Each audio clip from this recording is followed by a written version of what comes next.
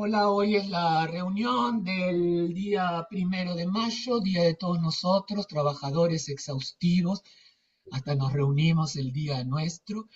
Este, Así que bueno, eh, eh, la idea era, si quieren, seguir comentando algo del Eternauta, que comentamos antes de grabar, y si no, Cipriano, sí te queremos pedir que nos comentes algo de tus trayectorias interprovinciales, qué viste, qué te gustó. Pero antes tengo que decir otra cosa, porque la Sandra me había pedido eh, el otro día que le mandara el seminario 37 de Lacan, donde Lacan dice el farfullar de vuestros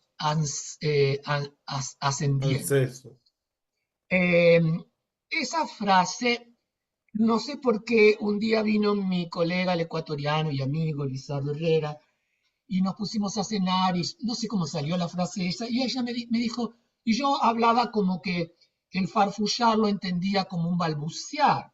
Y él me dijo, no, no, no, estás muy equivocado, Lacan no está hablando de balbucear. Lacan si dice farfullar, farfullar es hablar atropelladamente, confusamente. Nos fuimos al diccionario de la Real Academia y en efecto, farfullar es un parloteo, que es la palabra que usan ahora los analistas, parlotear, hablar cualquier boludez, como decía Lacan, el analizante habla boludeces, y de esas boludeces está hecho la estofa del psicoanálisis. Ahora, eh, yo me quedé, digo, pero yo por qué, porque yo le decía a Lizardo, bueno, es como un murmullo. No, me dices que farfullar no es ni murmullo ni balbucear. Farfullar es hablar atropelladamente, confusamente. Y es lo que dice la RAE, el diccionario de la Real Academia. Entonces ya me quedé como preocupado con eso y me fui a buscar la versión al francés, por eso quería aclararle a Sandra que estaba interesada en esa frase, me fui a buscar la versión francesa del seminario y ahí Lacan dice, no sé cómo se pronuncia, bafouillage de vos ascendants. Y bafouillage es balbuceo, no es Ah, farfullar, es balbucear. Y yo entonces, como estoy ya transcribiendo la reunión nuestra en la que hablamos de eso, decidí poner la cosa correcta. Entonces les voy a leer el parrafito para ahorrar tiempo. Puse la frase en francés de Lacan es, sin embargo, bafouillage de vos ascendants, y la traducción al español que anda circulando online yerra al usar farfullar, verbo que en español significa, según la RAE, hablar muy deprisa y atropellada y confusamente, que los analistas hoy traducen a su vez por parlotear, lo cual no deja de abrir más confusiones, porque bafouillage es ese balbuceo que nos remite, por un lado, al inicio del lenguaje en el sujeto y a lo que Lacan se referirá a su modo luego con el concepto de la langue.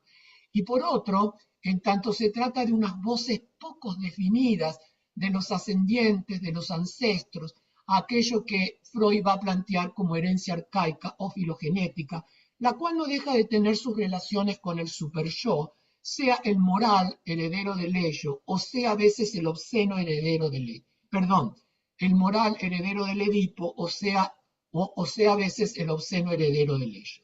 Retomará el tema Freud al final de su vida en el Moisés y el monoteísmo, donde se da cuenta que no solo yacen en el inconsciente y sobre todo el ello, las huellas que recibe el sujeto de las sensaciones y de su mundo individual, de su familia, sino que hay también cosas inexplicables en la conducta de los niños cuando de pronto actúan de cierto modo pero sobre experiencias a las que no han sido expuestos personalmente. Ya en su temprano Tres ensayos de teoría sexual, 1905, con muchas revisiones posteriores, Freud planteaba como el asco, miren esto es algo muy importante, como el asco, la vergüenza y la moral son los tres poderes que constituyen un sentimiento, dice, histórico de las inhibiciones externas que la pulsión sexual experimenta en la psicogénesis de la humanidad. O sea que lo que heredamos es ese balbuceo que es una mezcla de asco, de vergüenzas, de moral, ¿no es cierto?, que es el sedimento histórico de esa eh, atávica herencia arcaica. Poderes que se disparan, dice Freud, espontáneamente a la primera señal de la educación y de la influencia externa. Y agrega Gustavo Geirola en esta transcripción en la clase que no está en el video. Pero incluso hay más. Balbucear es el verbo que San Juan de la Cruz usa en su cántico espiritual. Un no sé qué que quedan balbuciendo. Para hablar de esas voces que rodean a la amada en su búsqueda del amado. Hay allí una repetición de N, un no sé qué que quedan balbuciendo, pero sobre todo del fonema K, que para algunos lingüistas remite al archifonema K con mayúscula, que es ese punto de apoyo del infans en el momento de intentar articular palabras. Todos los niños empiezan con Ajá. cuando quieren hablar. Ese balbucir, aunque se deja escuchar por el significante, resulta muy impreciso respecto al sentido, de ahí la relación con la lengua.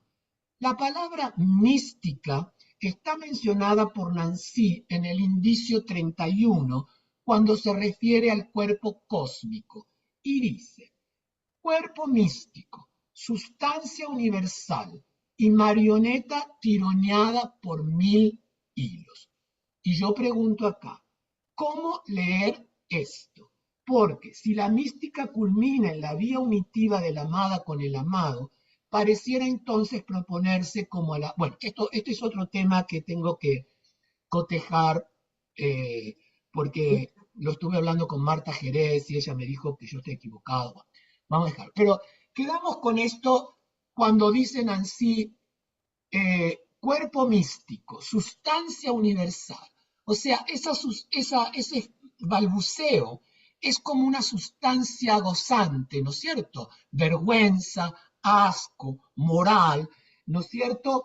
Que circula anónimamente y que la recibimos, por eso yo les decía, no sé si en la reunión anterior, que en el Moisés y el monoteísmo Freud tiene que admitir que aunque fue ateo toda su vida y no practicó ninguno de los ritos judíos, o los practicaba simplemente como practicaba también los cristianos, así como fiestas, eh, él tiene que admitir que en lo que constituye su vida, lo más estructural de su vida, sí responde a la judeidad. Entonces, no puede no ser judío. O sea, porque tiene la herencia esta de todo, porque habla de su familia, de su abuela, de cómo, porque lo interesante también es que en Freud, el apellido Freud, que significa alegría, ni siquiera era el nombre del padre. Cuando en uno de sus ancestros comienzan, no sé en qué parte de Europa, a escaparse y llegan a no sé qué otra parte, lo que toman como nombre de familia, el Freud, es el apellido de la abuela. Lo cual, ahí hay datos que yo puse en mi libro sobre Freud, son interesantes porque Freud pone muchas cosas respecto del nombre del padre, y el tema del padre, la relación padre-hijo, pero en realidad está marcado por, por un significante que remite a la abuela, a la bisabuela o tartarabuela, no sé qué. No, tartarabuela, lo que era. Entonces, creo que este cuerpo místico, esta sustancia universal, y luego agrega, que es interesantísimo lo que dice Nancy, marioneta terminada por 1000 hilos. Por eso yo pongo, ¿cómo leer esto? ¿Cómo lo leo yo?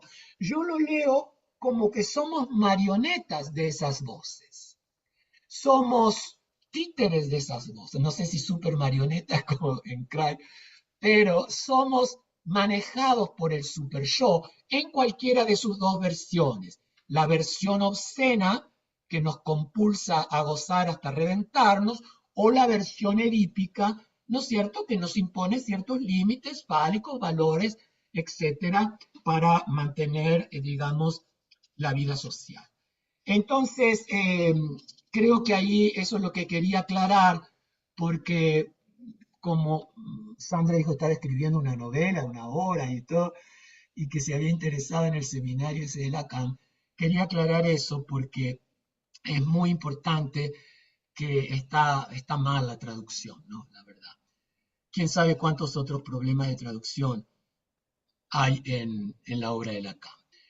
Bueno, ahora sí, le damos la palabra a Cipriano que nos chismee todo lo que ha visto, lo que le pareció, qué evaluación está haciendo hasta ahora. Bueno, no, primero todo lo que dijiste me parece muy impresionante, porque también se me cruza la idea de lo medio dicho, ¿no? De que no, nada puede ser dicho totalmente, que todo está siendo de alguna manera un medio dicho, que no Bien. valga el Bueno, es juego, la verdad siempre está medio dicha. media dicha. Y me parece interesante también pensar en nuestra práctica teatral en términos también de nuestras tradiciones, ¿no? Como prácticas, que también estamos siendo hablados por esas prácticas que hemos aprendido y que aparecen en el cuerpo y en la forma del cuerpo. Hace poco daba una clase y les preguntaba a los estudiantes, les pedía que caminen por el espacio. Y apenas empezó el ejercicio, ¿cuántas veces les pidieron esto? Les pregunté. ¿No? Y quiénes.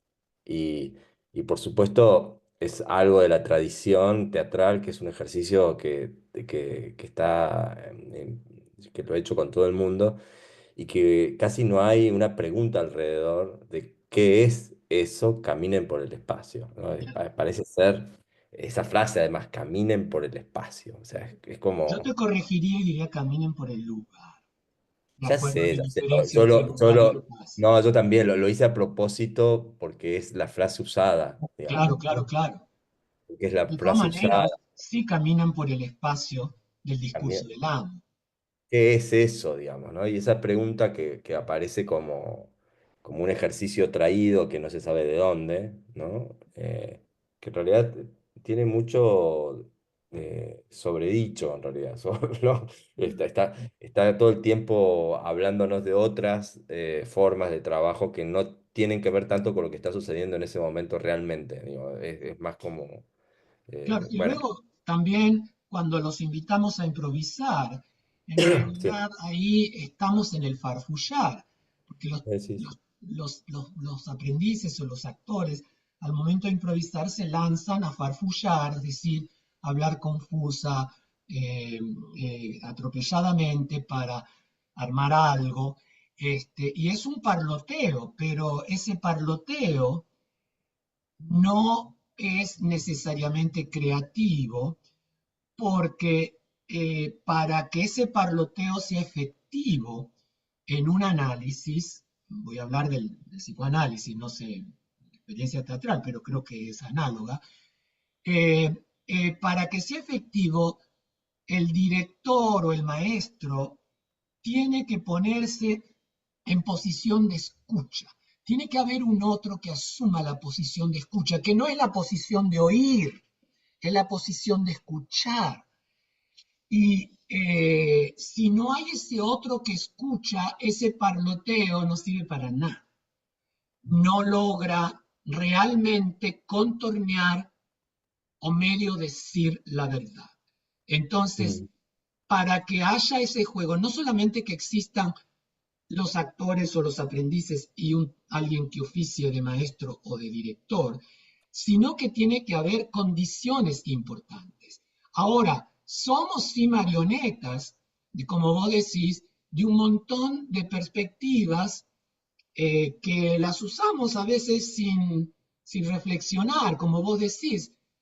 ¿Qué significa esto? ¿Qué es lo que soporta conceptualmente este caminar en el espacio? ¿Qué es lo que ¿Qué es eso? soporta eso conceptualmente? Sí, ¿qué es eso, no? ¿Y qué es eso? ¿Ya? ¿Qué es eso? Entonces, ahora, también heredamos un ideal del actor, un ideal del yo del actor. Sí, que sí. cada cual lo tendrá en función de su más o menos formación con alguna corriente específica de formación actoral, Stanislavski, Grotowski, Barba o lo que fuera. Entonces, pero sí nos manejamos con ese modelo que puede o no ser un estereotipo, pero sí configura un ideal del yo en lo simbólico, ¿no es cierto?, en el registro simbólico, a la cual nosotros proponemos ejercicios para que los pibes lleguen ahí, Mm. logren ese modelo. Entonces, ahí creo que hay mucho para revisar. Me paso el aviso, terminé mi ensayo sobre el tocar de Derrida y Runency, Ah, qué bueno. larguísimo, súper Mm. complejo, no sé quién va a aguantar leer eso. Me vi en una disyuntiva, me vi en una disyuntiva que es que no podía mezclar lo teatral con lo filosófico. Entonces lo que hice fue un diseño de ensayo en el cual en boxes de pronto detengo el discurso filosófico, abro un box en el que con otra grafía, otro tamaño de letra y dentro de unas barras, hago lo que sería lo que nos propone eso filosófico a los teatristas. Entonces, un teatrista, yo pienso, debería leer todo el ensayo, las dos partes. Ahora, aquel que no es teatrista se puede saltar esos boxes, porque ahí justamente es donde yo cuestiono esta falta de reflexión crítica de las bases de las técnicas, ¿no? Entonces, así que bueno, ya lo voy a publicar ahora el 1 de junio. Así que es muy denso, realmente yo lo estaba releyendo haciendo pequeñas correcciones y digo, Dios mío, qué vado que esto, ¿quién lo va a leer? Pero a mí no me importa. Entonces, pero tiene momentos hermosísimos porque Derrida trabaja con momentos hermosísimos. Todo Qué el tema bueno. del beso y la... Así, después justo apareció ayer, alguien subió un dibujo de Federico García Lorca que se llama El beso de 1925, que no pude resistir la tentación, hice copiar y pegar y lo puse justo en el subtítulo donde voy a hablar del beso porque parece ser, el gran tema es, que también lo plantea Freud, ¿cómo sería una boca que se besa a sí misma? ¿No? Que también lo trabaja Lacan. Bueno, entonces ahora sí, Cipriano, si no hay alguien que quiera Bueno, hacer... nada, Sí, simplemente que está... Sí, claro. Gustavo, ¿sabes? Para agregar un comentario sobre esta parte, sobre el farfullar y todo, ¿no? Gustavo, por Claro, ejemplo, una cosa que me conecta ahorita es que, por ejemplo, estoy trabajando el seminario 21 de los nombres del Padre, ¿no? Y ahí comienza otra vez, se comienza a hablar sobre qué es eso de lo simbólico y lo imaginario, pero entonces queda como una pregunta, ¿dónde está lo real? Porque dice que los tres se mueven al mismo tiempo. Ahora que tú dices todo esto de todo el discurso, yo creo que el discurso, todo lo que está ahí es parte desde lo real, que está ahí, que a veces decimos, hablamos, que comentamos, no sé, de sensaciones, emociones, pasiones, están ahí que a veces no sabemos ni por qué las sentimos. Entonces creo que ese seminario ahí se conecta con el 19 cuando Lacan dice que, se lo voy a decir en portugués, dice, eh, precisamos puxar o fio, o sea, precisamos como alar el hilo, que es la palabra que está ahí, de todo esa bola de palabras que la persona está diciendo en el análisis, agarramos una palabra o una frase y empezamos a hilar desde ahí, ¿no? Puxar o fio, o sea, alar ese hilo y creo que eso es lo que nos corresponde a nosotros, por ejemplo, cuando estamos trabajando con los elencos y estamos haciendo eso. Una cosa que eh, Cipriano dice una frase súper linda que a mí siempre me gusta, que es caminen por el espacio. A mí me encanta esa frase, no sé, una cosa de eso. ¿Saben por qué? Porque yo aprendí cuando empecé a hacer teatro.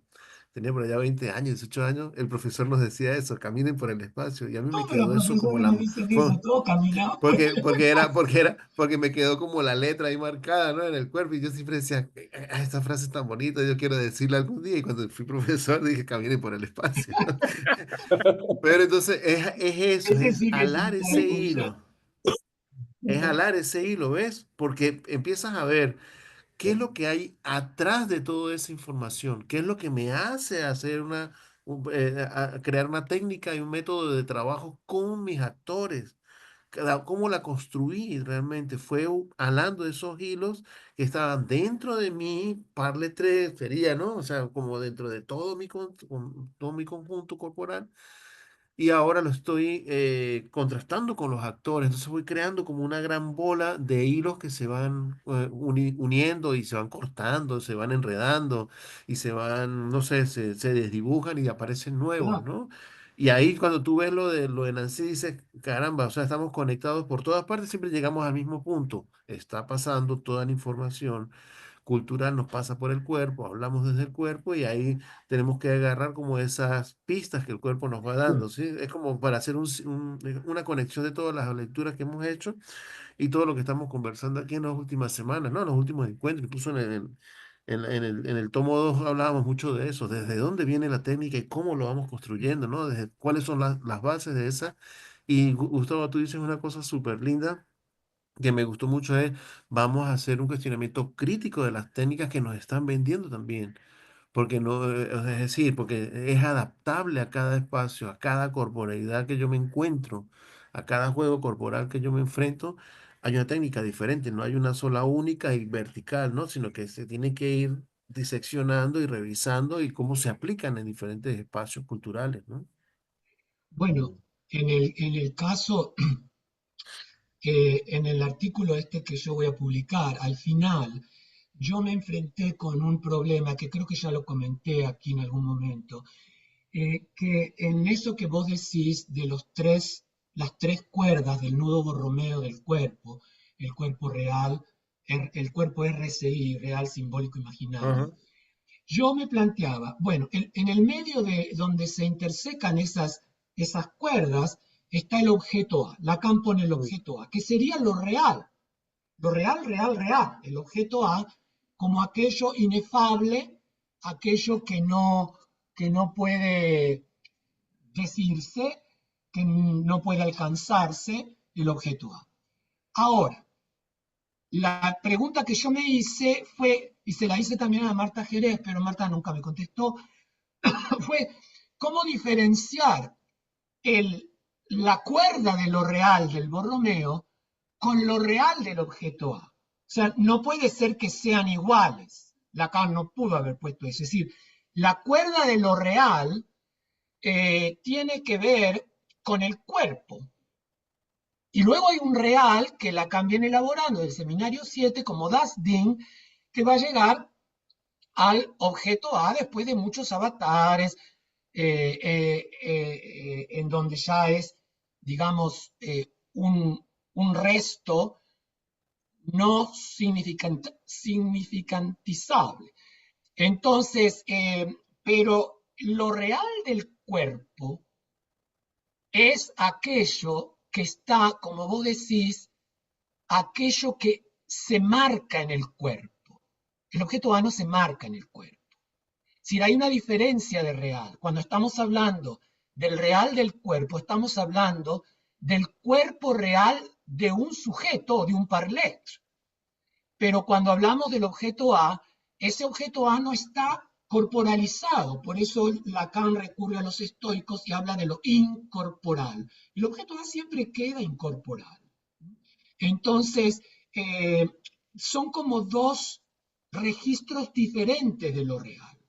Es un real, el real del cuerpo hace síntoma, el real del cuerpo explota en el cuerpo.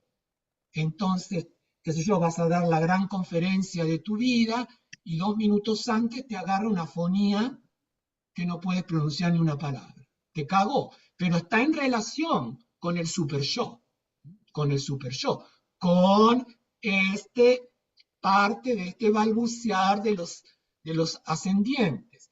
O sea, hay algo.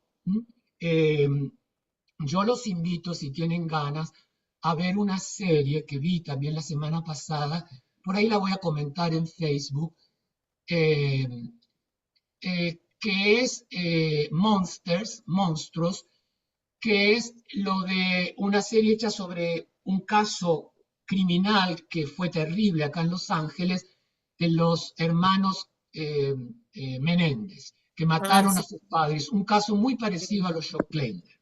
sí. Ahora, me parece que estos dos pendejos eran más boludos que los de los Klender, pero no sé muy bien cómo ver esa serie, no sé muy bien si lo que nos presenta, porque hay todo un juego que el espectador no puede resolver. Los chicos mienten por kilómetro, pero también no se sabe si realmente eso ocurrió o no. Ahora, el episodio 5, todo el episodio 5, casi 40 minutos, tiene mucha relación con adolescencia, porque es con cámara fija, casi fija, donde está la abogada, que es defensora, que es una maravilla, el personaje ese, que la vemos solo de espalda y solo vemos a uno de los hermanos, a Eric Menéndez, eh, y la cámara durante los 40 minutos se va acercando, solo vemos al chico, se va a hacer, que está haciendo una confesión terrorífica, terrorífica. Y se va acercando pero milimétricamente hasta que llega un close-up al final del episodio.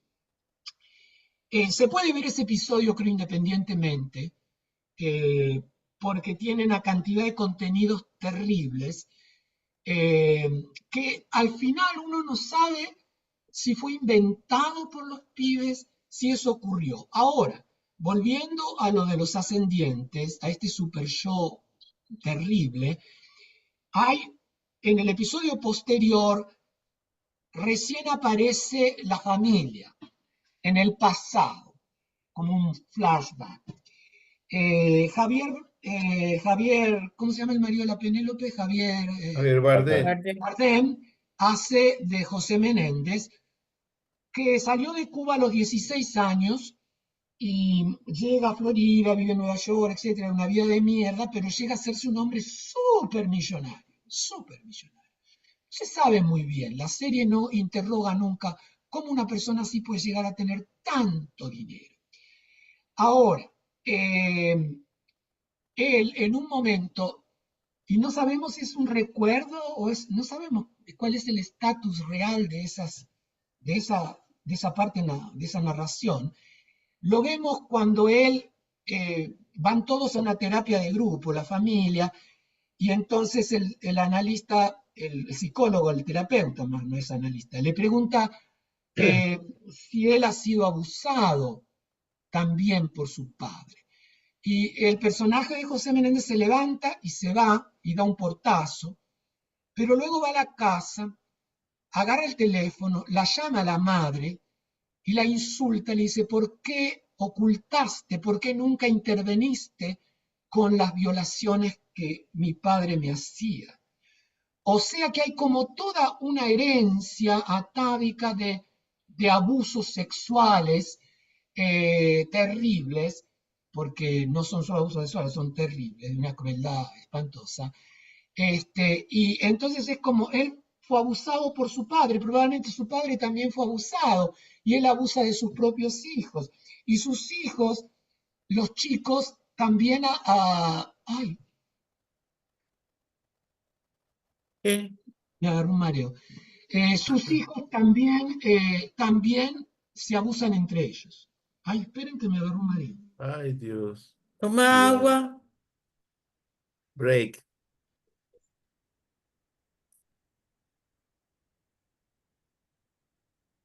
Uf, Ah, ¿Estás bien? cuidado ahí. todo vuelta. Bueno, Cuidado ahí, ahora sí le doy Gustavo. la palabra a Cipriano. No voy a hablar porque creo que el hablar es lo que me fatigó. Bueno, pues, de todas formas, Gustavo, si te sentís mal, paramos, ¿eh? Ok, sí, sí, claro. Por favor. No, simplemente que yo he estado, bueno, estoy siendo jurado del Instituto Nacional, gané un concurso el año pasado, que es un puesto técnico para ser jurado del instituto, y soy jurado de la región Centro Litoral, que eso es Córdoba, Santa Fe y Paraná. Y me toca evaluar un montón de proyectos del instituto en un momento coyuntural muy difícil, muy, muy complejo, un trabajo súper técnico el que tenemos que hacer. Somos 5 personas en todo el país que evaluamos todos los proyectos que se presentan en el Instituto Nacional del Teatro. Con lo cual mi trabajo es inmenso.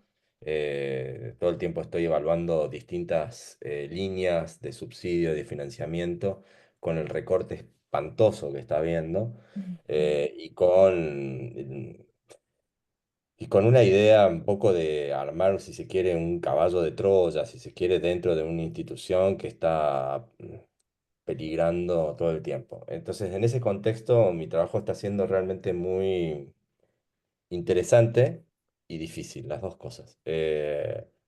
Porque todo el tiempo estás como viendo qué puedes apoyar, dónde puedes apoyar, cómo puedes apoyar con los pocos recursos que hay, a qué se le puede dar subsidio, ¿viste? A veces tenés que decidir darle a uno o a otro y esos a veces son milésimas de puntaje y bueno, es muy complejo la verdad.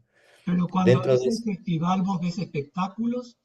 claro, y entonces dentro de eso me toca evaluar fiestas y me tocó evaluar 90 obras del Teatro de Córdoba y de esas 90 elegir 30 para que sean vistas en la provincia de Córdoba. Fue itinerante, lo cual fue un esfuerzo muy grande, pero muy interesante también porque se hizo en toda la provincia, se hizo en Tras las Sierras, en Río Cuarto, en Villa María y Las Varillas y en Córdoba. Y entonces se iban mostrando las obras en distintos lugares.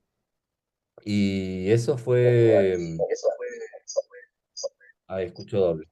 Em, ¿Me escuchan? Yo estoy escuchando Sí, doble, yo no sé. escucho, pero no Sí, sé por qué está te ese. escucho un eco. Como un eco, hay, escucho. hay una Miguel, voz. ¿por qué no cierran los micrófonos mientras habla Cipriano? Bueno, entonces la cuestión fue que todo ese trabajo condujo en tener que ver 30 obras y tener que elegir solo dos para que vayan a una fiesta nacional.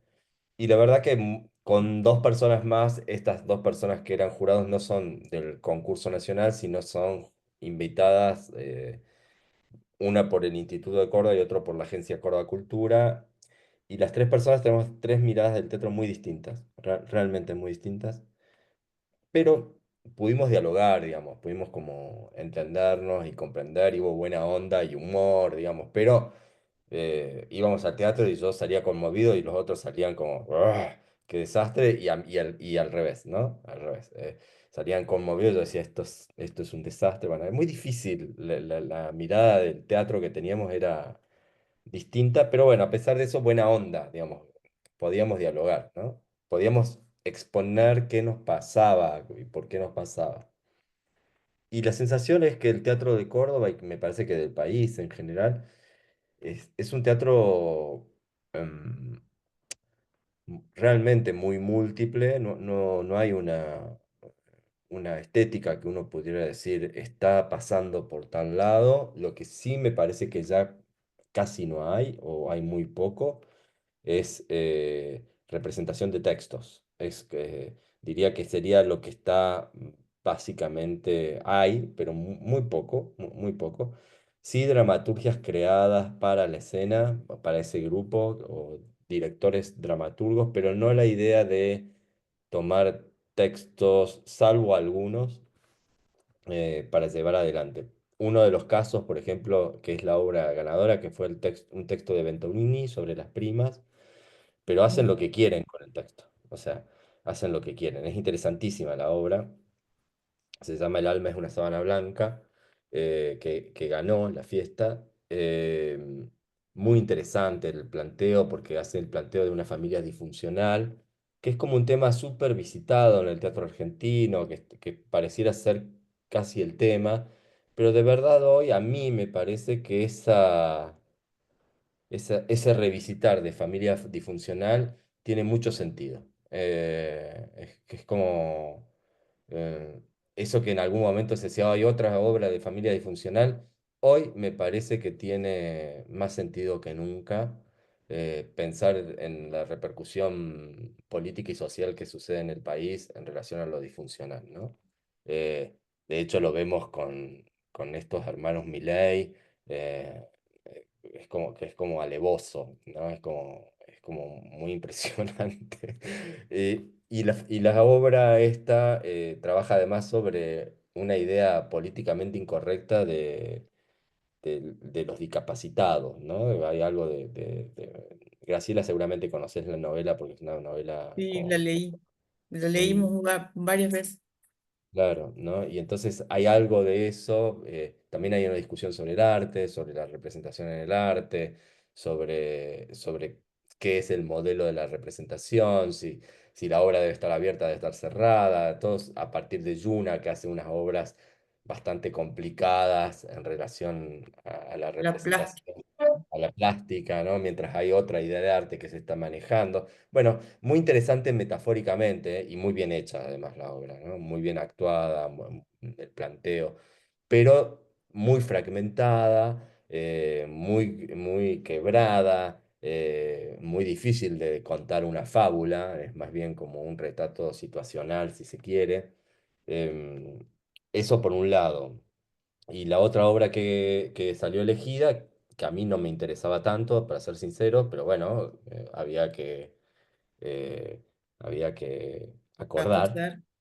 acordar con el resto, es una obra que se llama Mamma Mía, un espectáculo de humor y cáncer, que es una historia de una chica que le hicieron una mastectomía, que le sacaron una teta, y hace un espectáculo, como un stand-up eh, sobre su teta, digamos, ¿no? Entonces es interesante porque trabaja el lugar desde el humor, de un tema terrible, espantoso, y lo que sí es cierto, que a mí, yo la había visto en video, no me había interesado nada. De hecho, yo era una de las personas que decía que no aparezca, que no salga seleccionada para la fiesta, terminó ganando la fiesta. Eh, o sea, esas cosas que suceden, ¿no? Pero lo que sí debo reconocer que sucedía algo con el público impresionante. O sea, increíble. O sea, yo no puedo decir cómo la gente encontraba una empatía directa con esa historia que se estaba contando. Muy impresionante. Y Mamma Eh, Mía tiene algo que ver con la música no, nada que ver, nada que ver. ¿no? De hecho, es un problema ese título. Es un problema. No tiene nada que ver. Mamma Mía es de teta mía, en realidad es eso.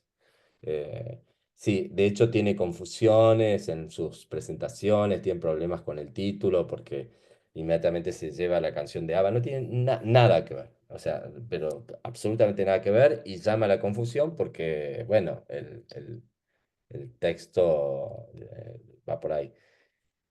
La verdad que re interesante todo lo que vi, casi todo de muy buen nivel, casi todo, te diré dos o tres obras que no, pero de las 30 que vi, interesantísimo, las búsquedas, como que está maduro el teatro de Córdoba, como que hay una madurez realizativa, técnica, actoral, digamos. Por supuesto uno puede verle siempre el pelo al huevo, ¿no? O sea, siempre hay algo que podés señalar, pero bueno, y también muy interesante lo que ha pasado a post pandemia con los corredores del interior, porque antes estaba todo en el Teatro de Córdoba y ahora lo que está sucediendo es que todo lo que es, sobre todo lugares de Tras las Sierras o lugares o Valle de Punilla, ¿no? Mucha gente que ha migrado en pandemia y que han empezado a hacer prácticas. Y cuando ves los currículums, es toda gente de Buenos Aires escapando a las sierras a trabajar. Eso también es llamativo y entonces está cambiando mucho el panorama, que ya no es solo el teatro de capital, que sigue siendo muy importante y quizás predominante, pero empieza a haber un teatro muy importante en la periferia. En condiciones espantosas, porque no tienen salas, no tienen, bueno, eh, es difícil, pero gente con mucha experiencia, ¿no? Con mucha experiencia. Uno de los espectáculos que a mí me llamó la atención mucho es un espectáculo para niños, eh, para niños pequeños, se llama Mi Sillita, que es una obra de clown. Claro, y yo apenas la vi, dije, esto, acá pasa algo, ¿viste? Y cuando empecé a indagar, eran dos payasos, trabajo tonto de la pelea con una silla, ¿no? O sea, el gag típico, clásico. eh, pero muy bien hecho, muy graciosos y muy tiernos. Claro, y cuando empiezo a ver los currículum, uno de los payasos es hijo, hablando del farfullar, ¿no? Hijo de las escuelas de circo, de todas las escuelas de circo, nieto de los fundadores del circo argentino, de las cosas transhumantes, con 20 años de vivir en España. El otro que también hacía 15 años que giraba por toda Latinoamérica en la cuestión de circo, claro. Y estaban en un pueblito eh, que debe haber 50 habitantes en el medio de la sierra y hacen ese espectáculo porque se encuentran allí y dicen, bueno, hagamos algo juntos. Y es una cosa muy simple, muy chiquita, pero con una técnica increíble, de los viejos payasos de circo que ya casi no se ven. Da para Eh, una película. Sí, sí, sí, sí. Y el tipo además, impresionante, porque este señor, que es un señor mayor, que tiene 65 años, haciendo de payaso, un trabajo físico impresionante con 65 años, que este tipo lo va a rescatar porque estaba en una depresión absoluta. Le va a decir, che, hagamos esto porque estaba en una depresión absoluta y este espectáculo logra ponerse las pilas para poder salir y volver a ser, pero un tipo, nada, rescatado en realidad, ¿no? Eh, bueno, eso está pasando mucho en el teatro. Yo creo que en el teatro argentino en general. Esto que veo en Córdoba no creo que sea solo de Córdoba. Creo que está pasando en el teatro argentino, como que realmente hay mucha exploración. Y eso sí, cuáles son los mitos que están funcionando. En este caso de las primas me parecía que era un mito interesante, pero después no muchas veces me encontraba con mitos que me sostengan, pero eso capaz sea mi problema, ¿no? Que me sostengan eh, capaz como más arquetípicamente, como diciendo, bueno, acá hay algo que me cuenta más allá de la agenda, ¿no? Eh, que habla más allá de la agenda, digamos. Quizás ahí, quizás ahí sea un poco mi crítica de lo que está pasando, ¿no? ¿Y cuál sería el mito de las primas? A mí me parece que es lo disfuncional de la familia y cómo esas familias se casan entre sí, ¿Se finalmente, articula? Ah, ¿no? Cómo esas familias se tienden casan a entre sí, auto, cómo tienden a ser auto endogámicas, ¿no? Endogámicas, endogamia. y Sandra como es dijo que la vez pasada, que cuando estaba revisando Mm, documentos de su historia familiar, mm, había encontrado que había muchos casamientos entre primos, entre ellos. ah, O sea que es un tema, ¿no? es Ay, un tema. es cierto, acá también hay muchísimo. Y a mí me parece que eso es un mito re interesante para entender cómo estamos funcionando como país. Como casados entre primos, ¿viste? Y con todo lo disfuncional que eso es. Como si no pudiéramos salir, ¿viste? Como si no pudiéramos ver más allá de nuestra propia familia. Eh, y a mí me parece como muy fuerte como No problema. poder incorporar la otredad, ¿no? La No poder encontrar diferencia. realmente. En el Qué bueno. Eternauta, sí, sí, Chela, ¿Ah? ibas a decir, No, que me parece interesantísimo lo que se puede ver, lo que ha podido ver Cipriano. oh, claro, una Mm. envidia yo tengo, como dicen, sana envidia. Yo tenía la Chela ya lo sabe porque lo compartimos, yo tenía todos los años esas experiencias de ver una maratón de obras cuando Mm, asistía al Festival de Cádiz, pero después cuando asistía al Almagro, con la diferencia que en Almagro era teatro clásico. claro, Por hermoso. clásico entendían siglo XVI, XVII, y entonces era Shakespeare, era Molière, era el teatro español, pero de pronto me acuerdo, por ejemplo, puestas de grupos de Corea o de grupos de Suecia que venían con cosas eran puestas siempre muy vanguardistas, ¿no? Entonces eran relecturas de los clásicos. Y para mí Claro. eran de pronto 3 obras diarias, porque a la Mm, tarde, a las 8 de la noche, cuando ya empezaba a hacer un poquito más de fresco, en el Teatro Municipal, que es el único que tiene en Almagro aire acondicionado, había en general un festival de teatro para niños. Y en el año que se hizo el homenaje a Cervantes, se presentaron muchos textos relacionados con Cervantes que los niños disfrutaban enormemente. Grupos de Chile, grupos de distintos países presentaron cosas preciosas. Y después sí a la noche eran ya cosas más de textos más para adultos. Entonces, la verdad que sí, eso de poder ver teatro. Yo no tolero ver el teatro en video, que hay mucho para no, bajar en claro. video. Yo no puedo ver el teatro en video. No, no, y además, de verdad te digo, por ejemplo, esta obra que salió segunda, cuando yo la vi en video, a mí, yo lo hubiese, de hecho, yo no la elegí para que estuviera dentro de las 30 primeras, o sea, y salió segunda, o sea, cuando la vi dije esto, no, es un golpe bajo tras golpe bajo, no quiero verlo. Eh, y funciona, refunciona. O sea, es increíble, el video es malísimo y la obra refunciona. O sea, porque eso que yo veía golpe bajo funciona en el vínculo con el espectador. O sea, Sí. es impresionante. No podía creerlo yo, ¿vos sabés?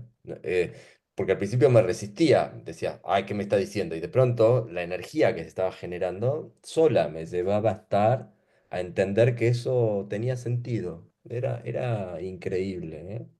Increíble. Eh, Ahí sí que hay y, una cuestión de cuerpo, sí, y de, de contagio, claro, de ¿no? contagio. La laminilla ahí funciona de una manera terrible. Impresionante, Además, impresionante. esa cuestión del casamiento entre primos, ¿no está ligada mucho también a la cuestión de las violaciones?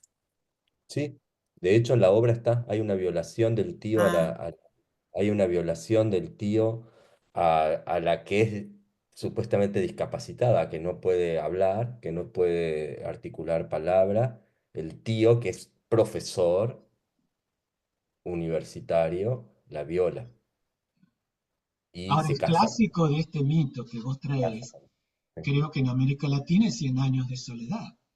totalmente. O sea, Cien años de soledad Mm, está cruzada por esa maldición de que el mm, casamiento endogámico se va a ir produciendo de tal forma que van a nacer los niños con cola de cerdo. tal cual. O sea, la monstruosidad, ¿no? Llega a la Sí. monstruosidad. Creo que también algo de esto, en una metáfora un poco más extendida, me faltan 4 capítulos del Eternauta, pero también flota en el Eternauta, ¿no? Es Mm, decir, esta imposibilidad de aceptar la diferencia en esta peste, en esta maldición, esta cosa que cae, esta lluvia tóxica sobre Buenos Aires y luego sobre todo el continente, que genera teorías conspirativas, pero también eh,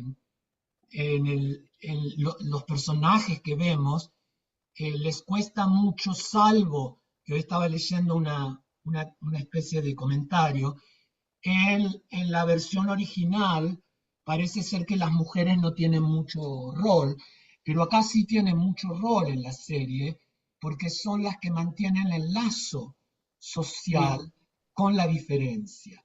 Los hombres tratan de excluir, tratan de...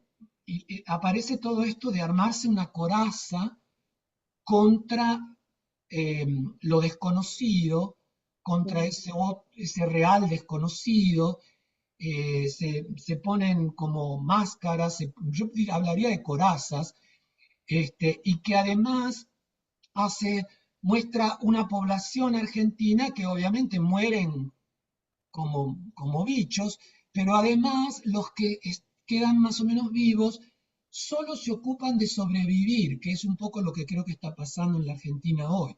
Solo sobrevivir, no hay otro foco. ¿Cómo sobrevivir? No hay manera de armar una resistencia. Por ahí en el capítulo 4 al final me parece que comienza, después por eso digo, tengo que seguir viendo, a ver como una idea de una resistencia del grupo, se pone de acuerdo para una resistencia, pero no hay ningún proyecto, nadie tiene un proyecto, pero sí creo que ahí hay esto de familias donde familias que de pronto se pelean por lo de su familia y no por la familia del vecino. Familia del vecino que se reviente, ¿no?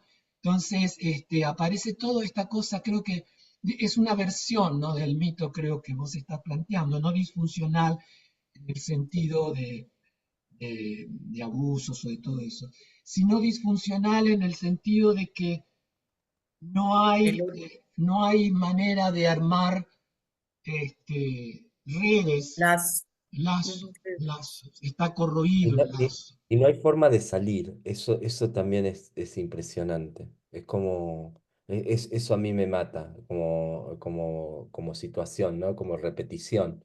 No hay forma de salir. Es como que hay una repetición constante en esa forma de funcionamiento que no hay manera de salir de esa repetición.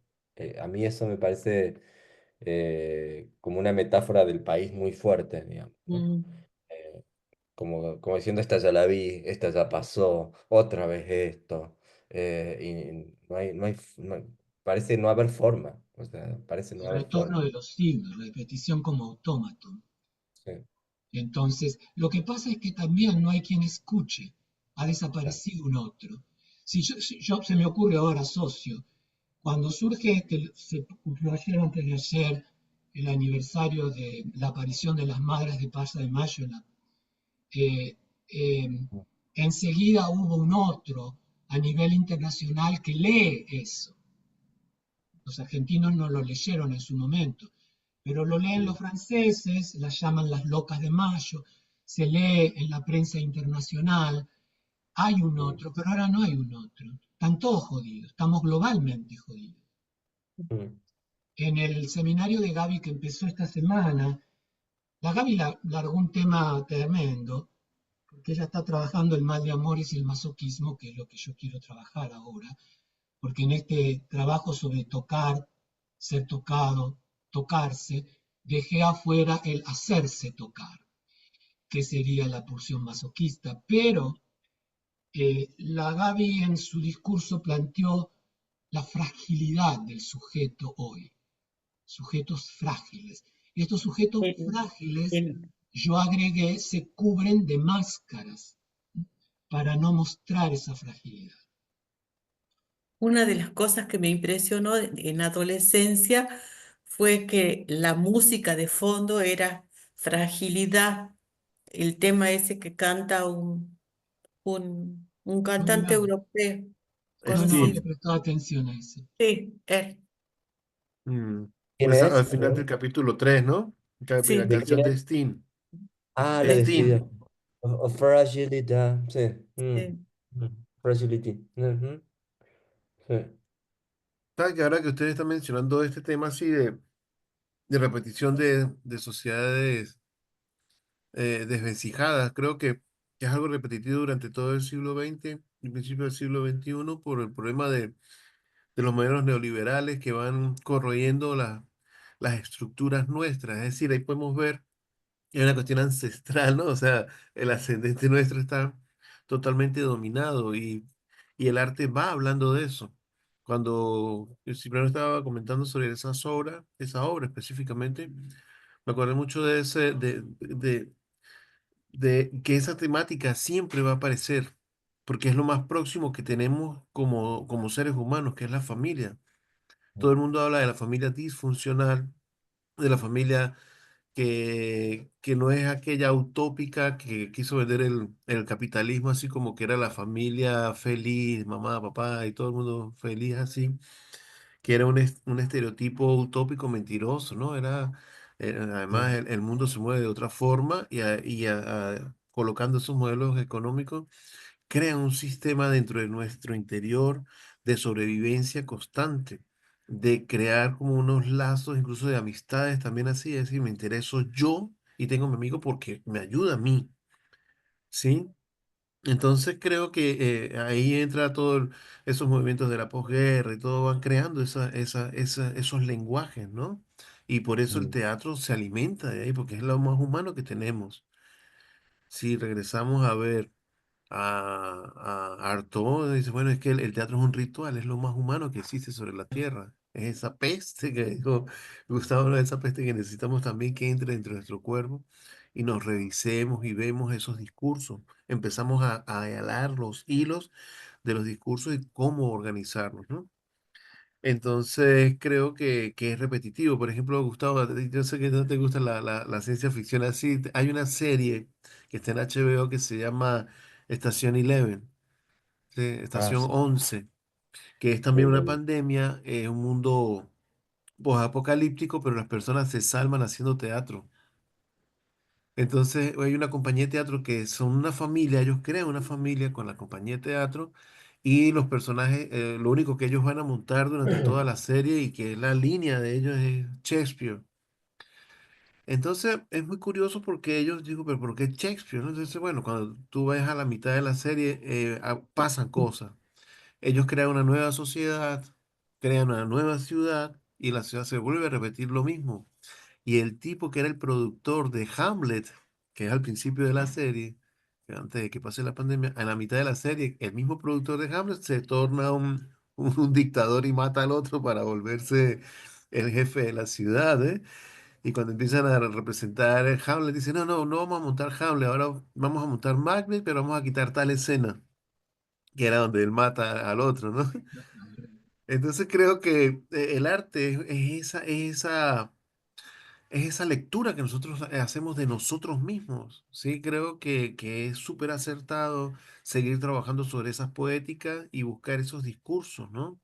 Porque ayuda muchísimo para entender qué estamos haciendo nosotros también por lo menos esta abertura de este grupo que tenemos aquí, que nos reunimos a conversar, eso yo lo siento como un privilegio, es una joya tenerlo aquí, porque podemos claro. hablar de este tipo de cosas y qué estamos haciendo y hacia dónde estamos yendo, ¿no? Si es que íbamos a llegar a alguna parte. ya, Hay un texto que me hace acordar ahora, que es un texto de Anaïs Nin, contando la experiencia de Artaud. No sé si lo conocen. Sí, sí, ¿No? sí. Don- El diario de la nariz. Claro, Ah, en el diario de Anaïs, donde él dice que Artaud sube al estrado y empieza a dar una conferencia sobre la peste, que al principio parece ser una conferencia académica, y que en un momento dado empieza a ladrar, ¿no? Empieza a ladrar, empieza a aullar, a gritar, a subirse a la mesa, y la gente empieza a reírse y empieza a reaccionar. Y se empieza a mover de distintas formas y lo empiezan a buchar y se empiezan a ir, se empiezan a ir, se empieza a ir, y Arto cada vez más desesperado y al final Arto dice, yo quería darle, no quería dar una conferencia de la peste, quería que sientan la peste, ¿no? Eh, no me entendieron, dice Arto, ¿no? Estaba triste, Mm. ¿no? Me parece tan hermoso ese fragmento, ahí se los mando porque está muy bien escrito por Anaïs Nin, de esa idea de una cosa es la representación y otra cosa es la experiencia, ya. ¿no? Lo Y, y pers- gu- eh, Cipriano, te faltó la parte donde ella espera que todo el mundo, bueno, ya quedan pocas personas en el auditorio. Ella agarra harto y el tipo está muy avalado, así que los ojos estaban así, que se sentía indefenso. Entonces le coloca la chaqueta y dice, vamos a tomarnos un café y van caminando y él no dice nada, nada, nada, se sienta en un Llueve, lugar además, llueve. y él queda en silencio y los ojos allá dice, los ojos hablaban, pero no sabía cómo hablar, ¿no? Era una cosa así. Yo me reía Hermoso. muchísimo de, claro, acaba de pasar por un éxtasis, el tipo llegó al clímax. Yo la Es única hermoso. Buenísimo. novela que creo así, no sé si es ciencia ficción, que realmente me pareció alucinante fue la de Saramago sobre la ceguera, Ajá, Claro, el ensayo. el ensayo el sobre ensayo.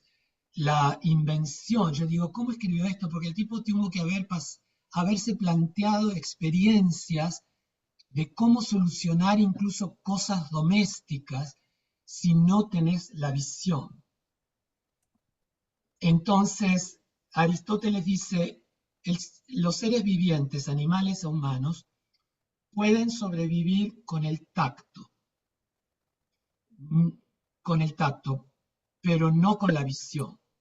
O sea, entonces, pero yo, también esto está en el Eternauta, que yo no sé, porque yo no leí esos, cuando salió la novela ni nada de eso, pero lo que me atrajo un poco para seguir viendo la serie fue cómo de pronto sí aparece esto que creo que, volviendo a lo de las tres cuerdas del nuevo Romeo, la diferencia entre el parloteo cuando hay una escucha o cuando no la hay, es que cuando hay una escucha, no solo el oír, cuando hay una escucha de un otro, atento, pero la idea es, eh, ¿cómo podría decirlo?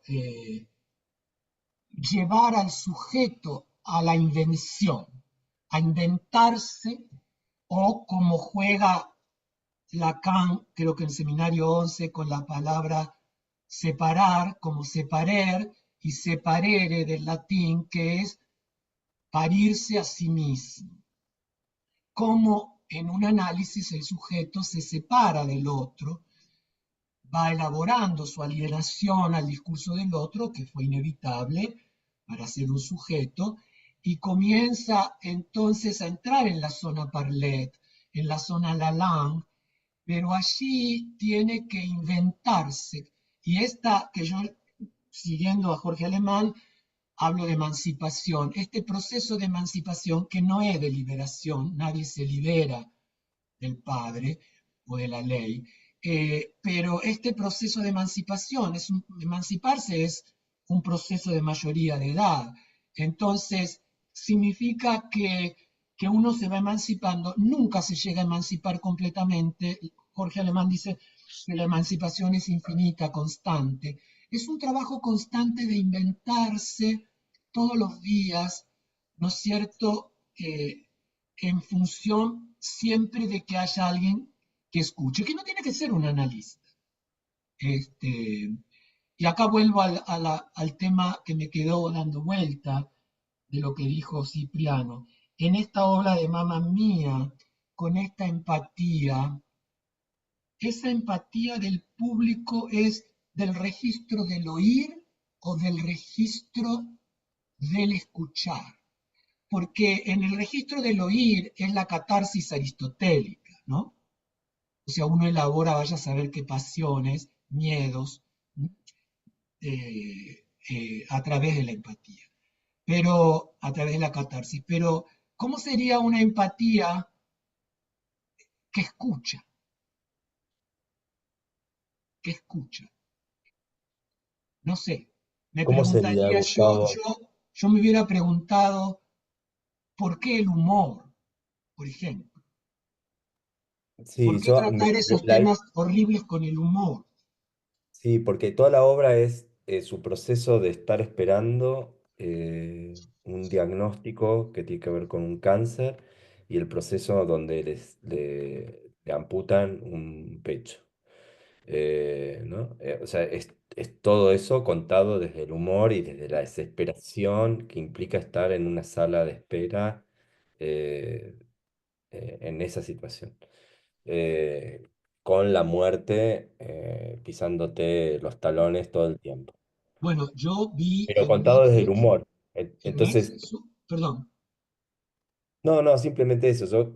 Mi hipótesis es más que es, tal como decís vos, es más el registro del oír. No, no sé si hay la posibilidad de un registro de la escucha en yo esto, no sé. pivoteo con lo que vos decís. Con la semana pasada, creo hace 10 días, Netflix subió la última película de Almodóvar, El cuarto de al lado. Sí. Sí. Realmente insoportable, actuaciones impresionantes, pero yo estaba con el dedito constantemente sobre la saco, porque ahí no hay humor.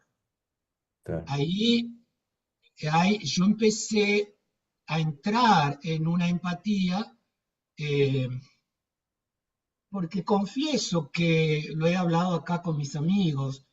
Yo siempre les digo, si yo llegara a empeorar al punto que ya no puedo ir al baño por mí mismo, me puse a averiguar cómo el gobierno de California autorizaba la eutanasia, pero no tengo chance, porque la eutanasia son para enfermedades terminales en los últimos 6 meses, certificadas por un médico. Pero yo, acordándome de Néstor Brownstein, acordándome este momento en que vos haces una elección por la muerte, porque la vida se hace insoportable y no tiene ningún sentido, porque yo no tengo acá familia, no vengo a nadie, yo no puedo estar jodiendo un montón de gente acá si no puedo ni ir al baño. O sea, ¿para qué quiero vivir esa vida? A mí no me interesa. Entonces, eh, la primera parte de la película de Almodóvar, mi horror fue por la empatía esta que oye, ¿no? Pero luego comencé a tener una empatía que escucha. A partir de una escena, no sé si la vieron la película, no quiero, como dicen ahora en Argentina, spoilear. No importa. Hay una escena en que, bueno, si después la ven, la podemos comentar, pero hay una escena que me sacó de la empatía del oír y me pasó a la empatía del escuchar. Y dije, pero qué hija de puta, esta tipa que se está muriendo de cáncer es una sádica, una perversa sádica fatal que explota los rasgos masoquistas de una neurótica en el personaje que hace Julianne Moore. Eh, Explota a esta amiga de una manera brutal. Y ahí sí me separé y pude terminar de ver la película porque la leí como un trabajo terrible eh, de perversión sádica. No sé cómo se llama la otra actriz, una flaca, alta, muy exótica, muy desagradable físicamente, la verdad, para mí. Claro, es una actrizaza, ¿no? Una actrizaza. Pero la película primero me llamó la atención que en los créditos al principio dice dirección Almodóvar, no dice Pedro Almodóvar. Y cuando yo leí eso digo, ¿por qué no habrá puesto el Pedro?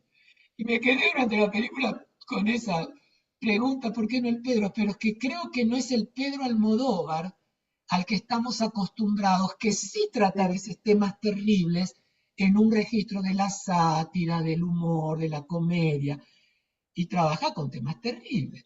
Pero en esta no hay ningún humor, en esta no hay nada cómico.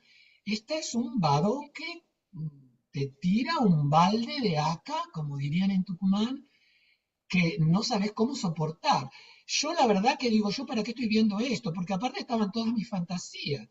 No, ¿yo qué hago? ¿Cómo, si uno se suicida, le avisa a los amigos para que estén ahí o no decís nada para no joder? ¿A quién vas a joder? Yo acá agarré a Rafael, a mi asistente, y digo, Rafael, si llego a ese punto me tienes que ayudar a morir, como hizo Freud con su médico. Entonces me dice, a mí no me pidas eso, ni loco. Entonces acá aparece este tema que está en la película de Almodóvar. La gente se resiste a eso. Entonces yo dije, bueno, pero yo para qué tendría que joder a un amigo, en soportar semejante horror de tener que acompañarme en un acto, porque el personaje de Almodóvar se consiguió lo que ella llama la dark web, la internet oscura, en el mercado negro, digamos, una pastilla para la eutanasia, que vale mucho dinero, es muy difícil conseguir. Y ella la tiene y hace todo un plan para el día que la va a tomar. Entonces, es tan perversa la situación que traten de verla porque, qué sé yo pivoteaba con esto que decía Cipriano, por eso me pivoteaba esta empatía, tenemos que tener mucho cuidado, porque Mm. esta empatía puede ser esta empatía aristotélica, catártica, o sea, bueno, si cuántas personas del público habrán pasado por esa experiencia o la misma experiencia de una amistad con un cáncer de mama o no, entonces, ah, eh, y que la obra les permite elaborar eso desde una empatía catártica. Me parece positivo, estupendo. Eh, De hecho, Gustavo, esta mujer cuenta que esta obra nace porque ella empieza a escribir esto en Instagram, todo el proceso, y se vuelve viral el mm, proceso. Se vuelve y empieza a hacer un podcast y se vuelve sumamente viral, así miles de personas escuchando esto y a partir de eso decide montar una obra de teatro. Pero hay un proceso anterior que es el proceso de redes, de comunicar su proceso de sanación finalmente, ¿no? De enfermedad y sanación, eh, en el medio del proceso a partir de las redes. También en situación de pandemia que no es menor, digo, ¿no? claro, Eh, eh, entonces, en ese marco de pandemia, digamos, encuentra gente que la escucha, digamos, gente que la escucha, que la ve y le da sentido a su construcción de relato que hace que eh, quiera hacer una obra de teatro, digamos.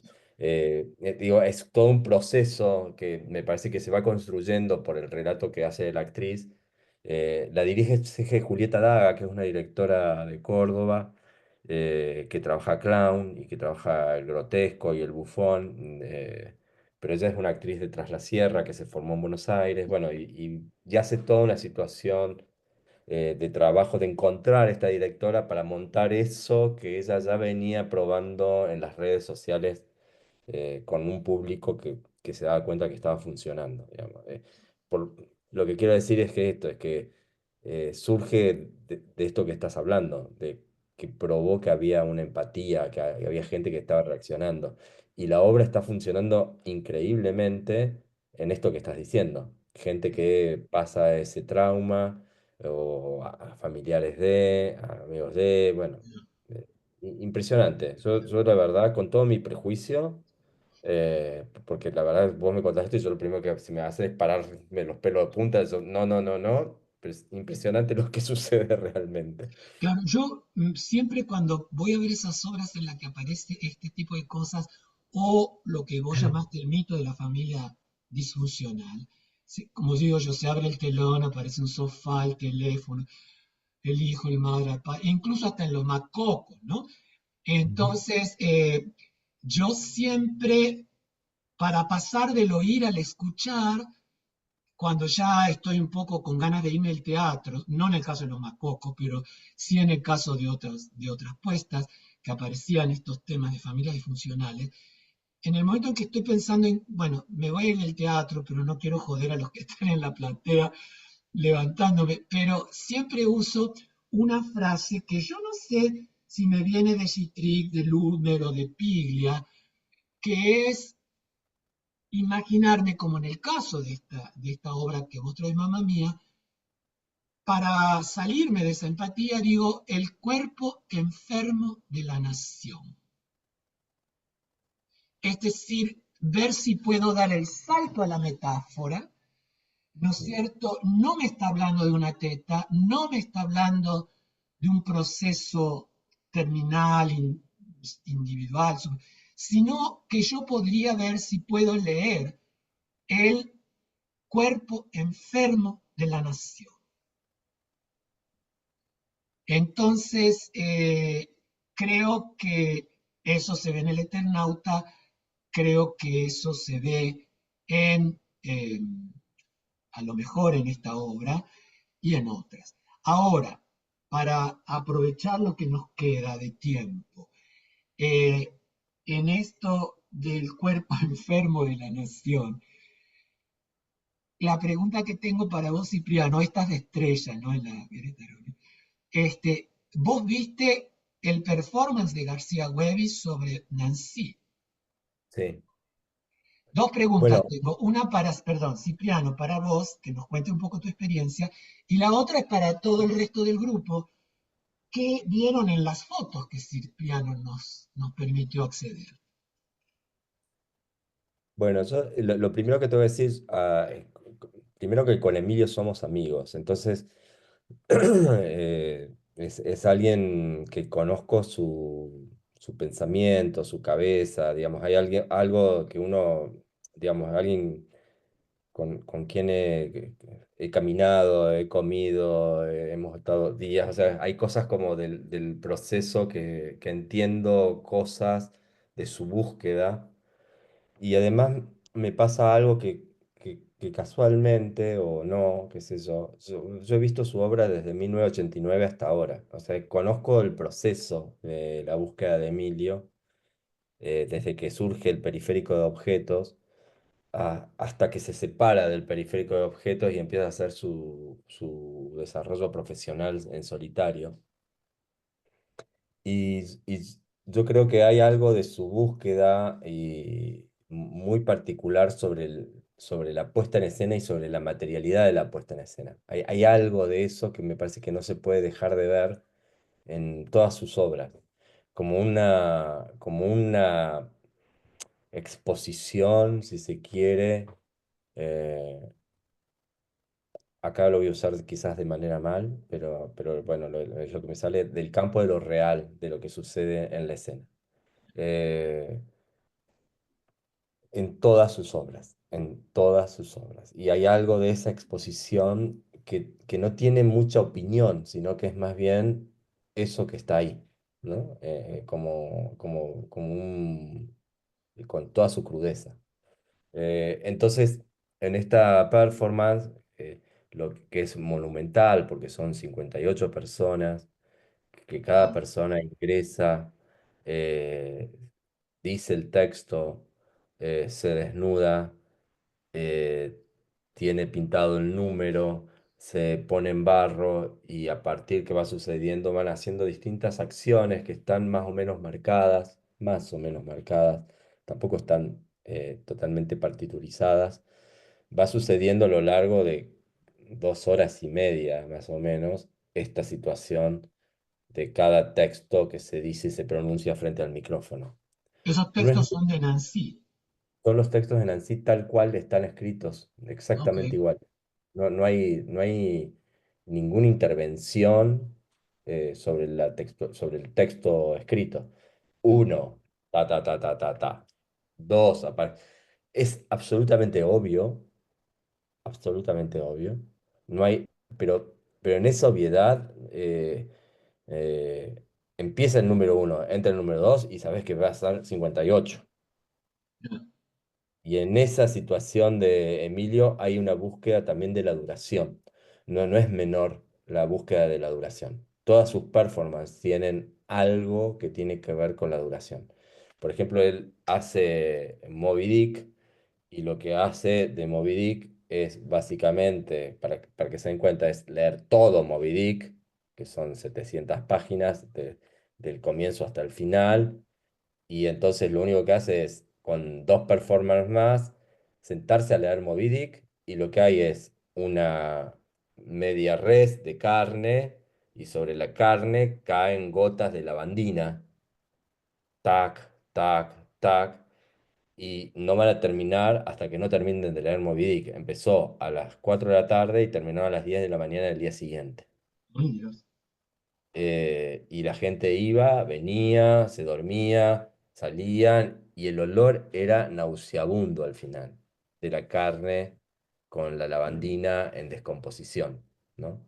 Eh, y en ese lugar, digo, para entender también 58 indicios, que la apuesta no tiene mucha más pretensión que esa, eh, que esos cuerpos diciendo ese texto haciendo un par de acciones en esa duración que es escuchar uno, dos, tres, cuatro, cinco, seis, hasta 58, digamos.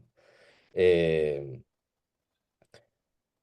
bueno, eso. al mismo tiempo él cuida mucho lo espectacular, o sea, no es que está descuidado, está absolutamente cuidado, la imagen, la luz, el ambiente, digamos, la música, está todo como muy, muy, muy cuidado. Él es un artista total, piensa desde el campo de la puesta en escena, él es gran admirador del teatro de Romeo Castellucci, por ejemplo, ¿no? Sería como el gran referente para él. eh, como estos grandes teatros europeos con grandes puestas. Y de hecho, él trabaja mucho en Europa porque ha logrado, a partir del periférico de objetos, logró financiamiento para poder hacer esas puestas afuera, que en Argentina prácticamente no las puede hacer. Piensa el espacio como una gran instalación, como una gran instalación visual, como, bueno, entonces se vuelve interesante, pero también simple, digamos, es extraño, ¿no? O sea, es complejo, es enorme y al mismo tiempo es muy simple el recurso. Leía lo de Fritz el agonista, que no la vi, la verdad, pero me imagino que es igual, que es subir, encontrarse con Elvira diciendo esos textos extraños en un ambiente cerrado, que te lo tenés que bancar y bueno, bancátela. Como, como eso. Vi un trabajo sobre Rosa de Luxemburgo y sobre esta mujer. Ahora me olvidé el nombre, de esta mujer alemana de los 70 que es presa por, ya se me va a venir, y hace una La conferencia. banalidad del mal. No, no, es sobre una alemana que es juzgada por terrorista en la década del 70, em, y bueno, ya se me va a venir, escribe un diario y es muy interesante lo que escribe, y hace una conferencia y aparecen citas. Y eso es otra cosa que Emilio trabaja todo el tiempo, que uno puede darse cuenta, digo, también en 58 indicios, todo el tiempo hay citas, hay citas a otras obras. Eh, bueno, él es un erudito, o sea, es un tipo que lee mucho, con muchísima información, entonces todo el tiempo hay citas de citas de citas de citas, son cajas de Pandora permanentemente. eh, a mí se me pierden, la verdad, se me pierden. Eh, pero 58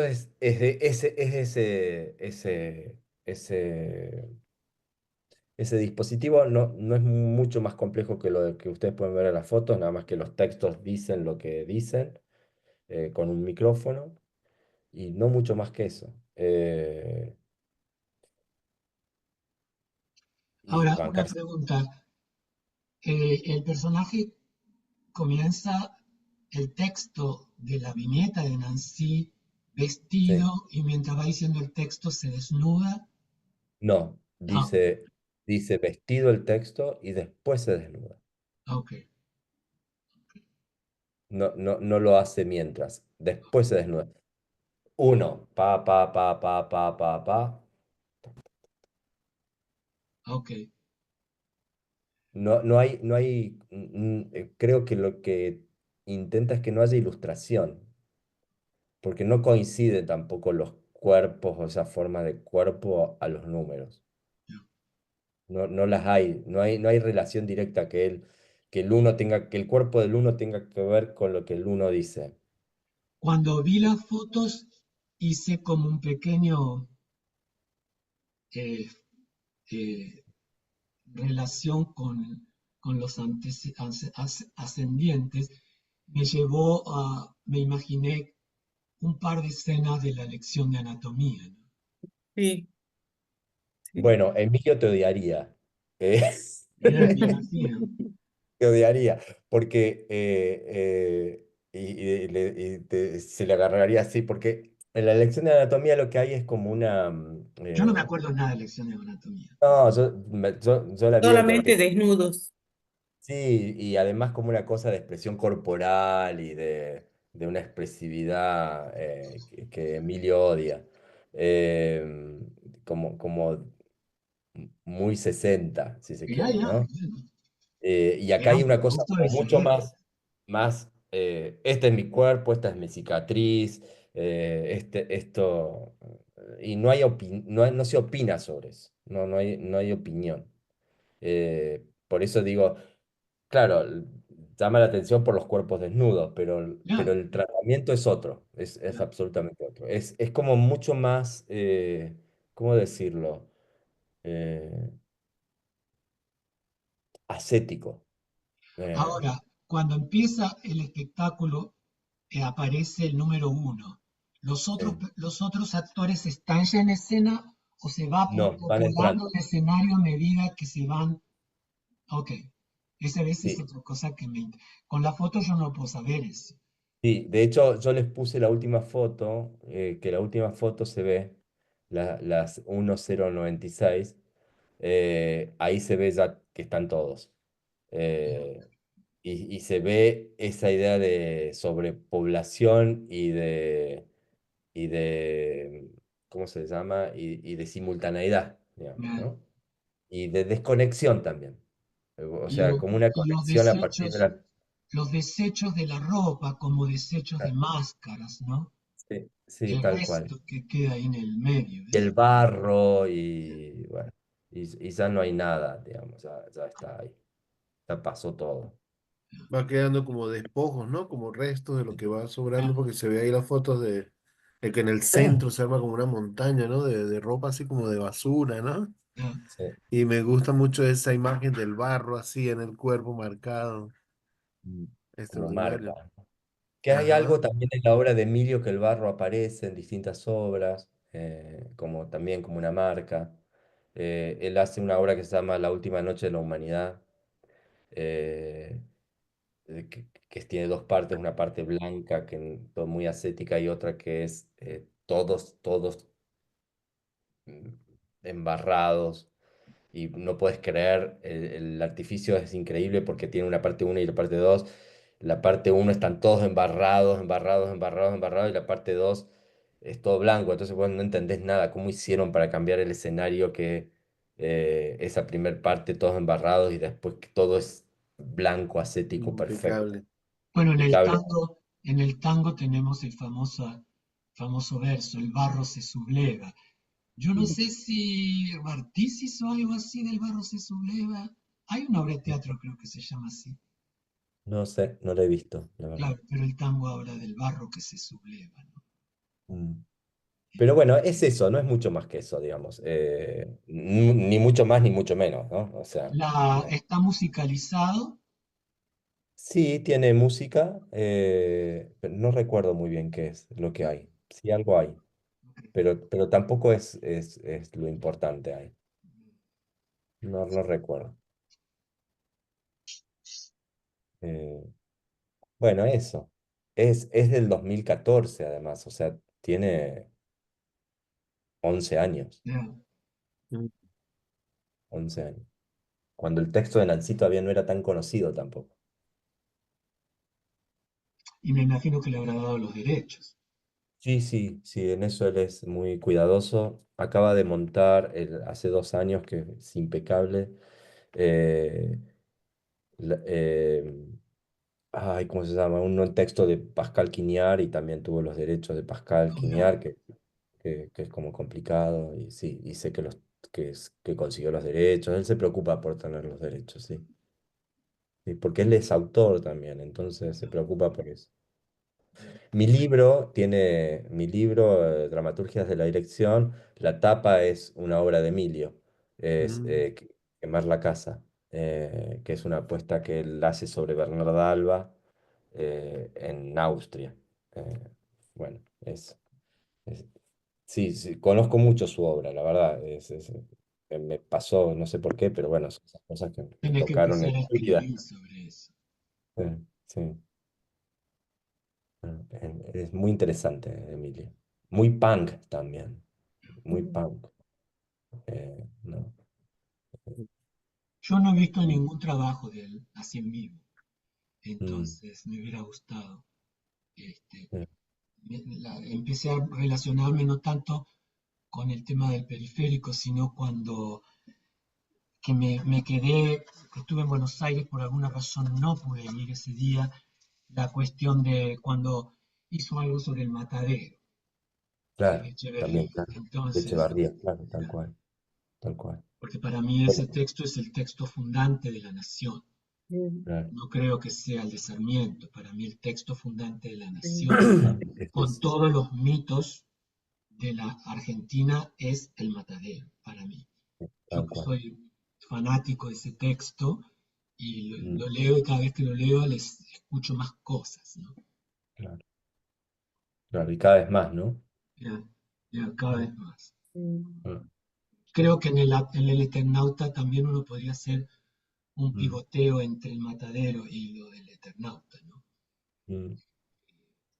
Así que, bueno, no sé, por ahí ya alguien quiere comentar algo de las fotos, no sé si no podemos ir terminando acá. Me quedé preocupado con ese mareíto, creo que estaba hablando mucho, o cuando hablé, no sé, de todo esto de los ancestros, alguna cosa sí. me dio Te un, emocionaste mucho. creo Felicita. que sí. ¿Te visitó? Es que mire, la, El Eternauta, la película de Almodóvar, la de los hermanos Menéndez, y otra que vi que no me acuerdo era el título, que está más en comedia, donde también la madre, bastante perversa, me parece a mí, le dice a la hija que tiene una remisión del cáncer, se va a morir, pero la madre tiene un modelo de hija y quiere que la hija responda a ese modelo y dice, tú eres una estúpida, tú estás desperdiciando tu vida, bla, bla, bla, bla.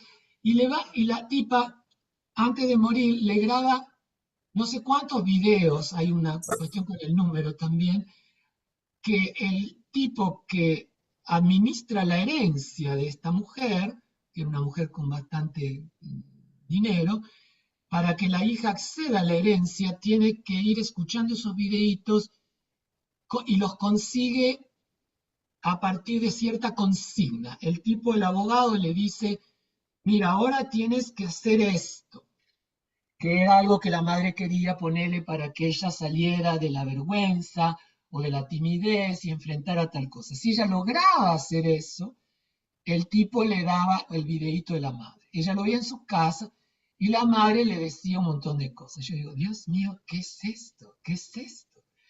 Ahora, hay un tono ahí de comedia, pero entonces vi todo esto y creo que todo eso me dio el maldito. Bueno, A veces cuídate, también me ha Exceso pasado del tema. cuídate. me ha pasado un bajón de presión, pero hacía mucho que no me venía eso. Bueno, pero cuídate. Ya, ya. Una Así que, gotita de sal bajo la lengua, Gustavo. sí, ahora me voy a ir a cenar. Ahora saqué todo para hacerme una cazuelita de mariscos. Ahora me voy a hacer una Ah, cazuela. Sí. bueno, Sí. yo sí voy despidiéndome porque aquí tengo unos adolescentes en la casa. Es que mi hijo, el más pequeño, está cumpliendo años. Oh, Ah, Entonces vamos Ah, a partir la ¿cuántos? torta. la Entonces, ¿Cuántos? fiesta. está cumpliendo 12. No, ya El más está muy- pequeño anda por aquí. entrando Una en la bueno, adolescencia. fiesta. felicitaciones, José, también Una cumplís vos. fiesta. Sí. Nació el 1 de mayo. Un trabajador total que no trabaja. Trabajador. Así que, Bueno, bueno, queridos. Qué chicos, lindo, nos vemos José. en dos Así es. semanas, que no sé qué día va a ser. ¿Alguien tiene a ver Bueno, En 15, 2 semanas. El dos 15. semanas? 15. Perfecto. Dos Del semanas 15. es 15 de mayo. Perfecto. A ver, sí, Sí, 15 de mayo. muy Bueno, bien. Abrazo. vamos viendo qué Un gran podemos abrazo. Te cuidas, conversar Gustavo. para esa sesión y ya si alguien tiene alguna propuesta, lo vamos viendo. Muy Bueno, bien. Así que, Un Bueno, abrazo. abrazo. chao, chao. Chao, chao. chao, hasta luego.